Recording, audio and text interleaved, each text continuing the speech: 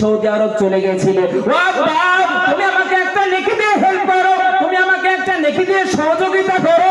সেই দিন আব্বা বলবে যে আব্বা আপনাকে তিল তিল করে কত কষ্ট করে মানুষ করেছিল। সে আব্বা আপনাকে বলবে আমার পৃথিবীর বুকে কোনো ছেলে ছিল না, পৃথিবীর বুকে কোনো সন্তান ছিল না। আপনি বলুন তো সেই দিন কিয়ামতের দিনে আপনার আমার কি অবস্থা হবে? মানুষ আমরা পৃথিবীর জিন্দেগিটা এমন ভাবে প্রাধান্য দিয়েছি, এমন ভাবে আনন্দ উৎসবে কাটাতে আরম্ভ করে দিয়েছি, আল্লাহকে ভুলে গেছি, দিনকে ভুলে গেছি, কিয়ামতের দিনটাকে আমরা ভুলে গেছি। হযরত আয়েশা হুমায়রা রাদিয়াল্লাহু তাআলা আনহা জিজ্ঞাসা করছেন, ইয়া রাসূলুল্লাহ, ইয়া হাবিবাল্লাহ, নবী গো, কিয়ামতের দিনে মানুষ আপনার হুফাতান উরাতান গরলা, মানুষ আপনার উলঙ্গ অবস্থায় উঠবে গো নবী। আর আপনার কোন মানুষের শরীরে তো পোশাক থাকবে না, কোন মানুষের আপনার পায়ে তো চপ্পল জুতো থাকবে না।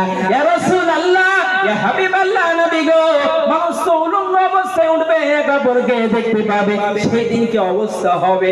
আমার নবী, বিশ্ব নবী, নবী মুহাম্মদুর রাসূলুল্লাহ সাল্লাল্লাহু তাআলা আলাইহি ওয়াসাল্লাম বলছেন, ওরে আয়েশা, কিয়ামতের দিনটা এত কঠিন হবে রে আয়েশা, কিয়ামতের দিনটা এত ভয়ঙ্কর দিন হবে, সেই দিন কেউ কাউকে চিনতে পারবে না রে আয়েশা। মানুষ নিজের নাফস নিয়ে আপনার দৌড়াদৌড়ি করবে, কেউ কারো দিকে তাকানোর পর্যন্ত সুযোগ পাবে না। বলুন তো ভাইরা আমার, বাবা জীবনেরা, কিয়ামতের দিনটা সহজ হবে না কঠিন হবে? একবার তাড়াতাড়ি বলুন। এমন কঠিন হবে, আপনার যখন এক হাত উপরে, যখন আপনার সূর্যটা উদিত হবে, মানুষের মগজগুলো গলে গলে আপনার জমিনে পড়বে, মানুষ আপনার জমিনটা আপনার পুড়ে তামা হয়ে যাবে। সেই দিন এত কষ্ট হবে, এত যন্ত্রণা হবে। আমার নবীর সাহাবারা জিজ্ঞাসা করছেন, ইয়া রাসূলুল্লাহ, ইয়া হাবিবাল্লাহ, নবী গো, সাল্লাল্লাহু নবী সাল্লাল্লাহু আলাইহি ওয়াসাল্লাম, আয়াশালি, ইয়া রাসূলুল্লাহ, ইয়া হাবিবাল্লাহ, নবী গো, কিয়ামতের দিনে মানুষ নিজের নাফস নিয়ে নিজের জান নিয়ে টানাটানা করবে, নিজের জানের জন্য আপনার ছোটাছুটি করবে। কিয়ামতের দিনে আমাদের জন্য কে সুপারিশ করবে? নবীকে সাহাবারা প্রশ্ন করলেন, জিজ্ঞাসা করলেন, ইয়া রাসূলুল্লাহ, ইয়া হাবিবাল্লাহ, কিয়ামতের দিনে আমাদের জন্য সুপারিশ কে করবে? আমার নবী, বিশ্ব নবী, নবী মুহাম্মদুর রাসূলুল্লাহ সাল্লাল্লাহু তাআলা আলাইহি ওয়াসাল্লাম বললেন, আনা ফাইলুন, আমি তোমাদের জন্য সুপারিশ করব। একবার জোরে সরে বলুন না সুবহানাল্লাহ। সাহাবারা প্রশ্ন করলেন, ইয়া রাসূলুল্লাহ, ইয়া হাবিবাল্লাহ, নবী গো, আইনা তুলুবুকা, আপনাকে কোথায় খোঁজাখুঁজি করব? কিয়ামতের দিনে কোটি কোটি মানুষের সমাগম হবে, আপনাকে কোথায় খোঁজাখুঁজি করব? কোন জায়গাতে গেলে আপনাকে পাবো গো নবী? আমার নবী সুন্দর হাদিসের মধ্যে সুন্দরভাবে বললেন যে আমাকে ইনদাল পুলসিরাত, আমাকে পুলসিরাতের কাছে পেয়ে যাবে। জোরে সরে বলুন না সুবহানাল্লাহ। পুলসিরাত কি? কবি বলছেন, নবীজি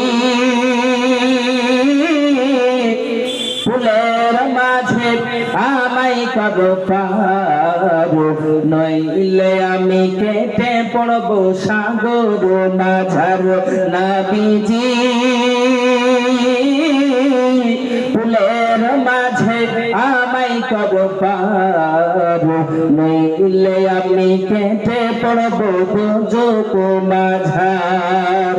পুলসিরাতের রাস্তা হবে, পুলসিরাতের রাস্তা হবে ৩০,০০০, আর চুল হইতে অতি চিকন, হীরা হইতে ধার। নবীজি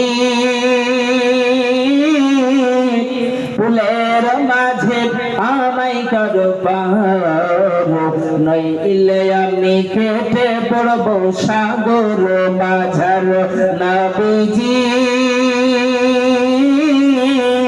ফুলের মাঝে আমায় কর পাবো, নইলে আমি কেটে পড়ব দুজক মাঝার।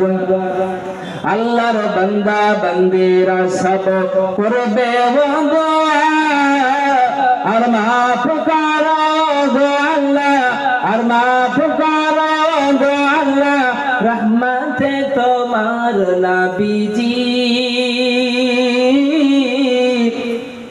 ফুলের মাঝে আমায় করো পার, নইলে আমি কেটে পড়বো দোজক মাঝার।